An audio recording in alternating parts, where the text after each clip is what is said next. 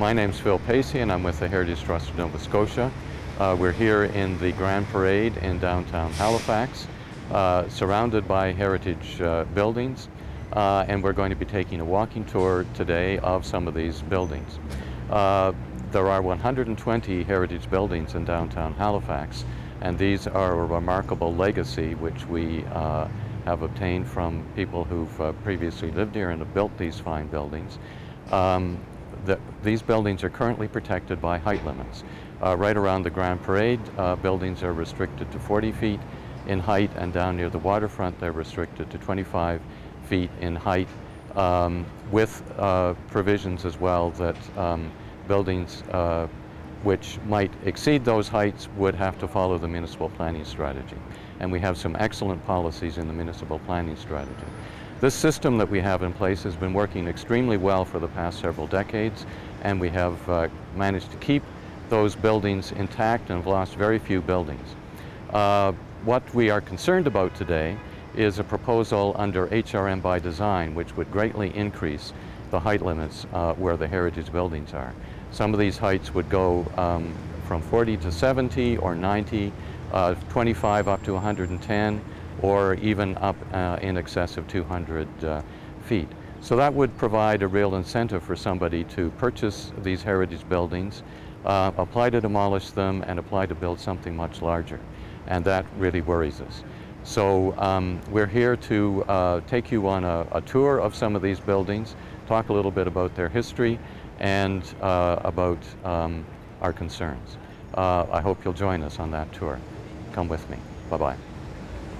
As part of the purpose of this walk is to talk about HRM by design and how it is not a great thing for Halifax. And here is what we have at the moment. I think that St. Paul's and City Hall hopefully are safe.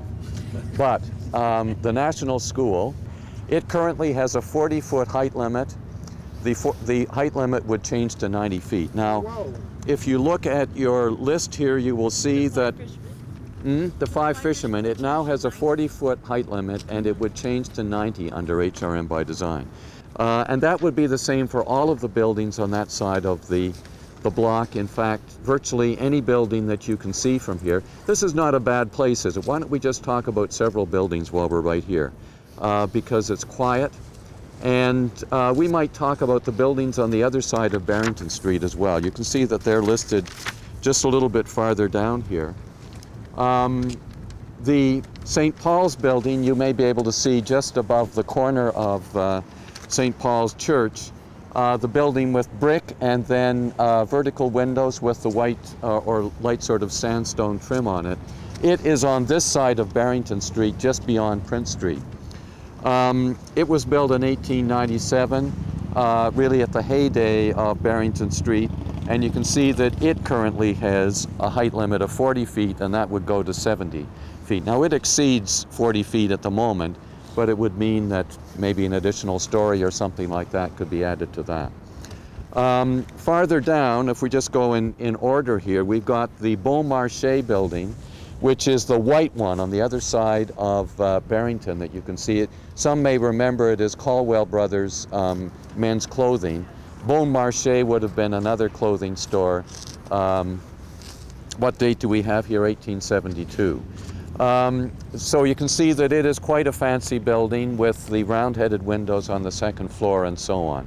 It currently has a 40-foot height limit. It's probably 30 to 40 feet high at the moment, and it could go to 70 feet under HRM by design. Now, then as we come along closer to us, maybe I'll just sort of step behind you a little bit so you can hear me as I shout.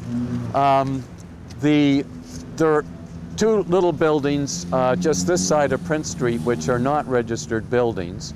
And then we come to the building with the three windows, the brick building with three windows, and then the sort of eyebrow over the windows on the second and third floors. That is William Cleaverden's watchmaker's shop originally. Now for an affair, if I recall correctly, or maybe I'm wrong about that, we'll see when we get closer. It looks to me like it's about 30 feet high. It has a 40-foot limit on it. That would go to 70 feet. The large building in the center of that group, George M. Smith's dry goods store, it's actually one where we know the architects. Charles Demerick and Harry Mott were the architects. Demerick was the architect of the legislature in Fredericton, New Brunswick. He did a lot of work in St. John after the big fire there in the 1870s, and teamed up with Harry Mott, who was another St. John architect. They then came here when business slowed down a little bit when St. John got rebuilt.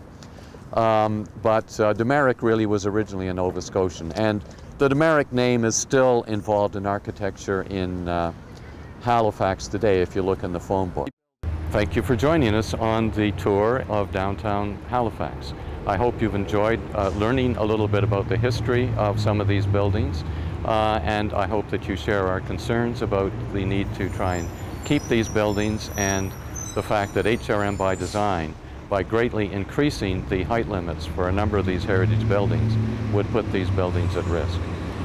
If you are concerned about this, I would encourage you to let HRM Council know about your concerns. You can do this by calling 490-4000 and asking to speak to your council member, or by writing a letter to the mayor and members of Regional Council at City Hall, 1749 Argyle Street. Have a look in your phone book and you'll find contact points. Thank you very much. Bye-bye.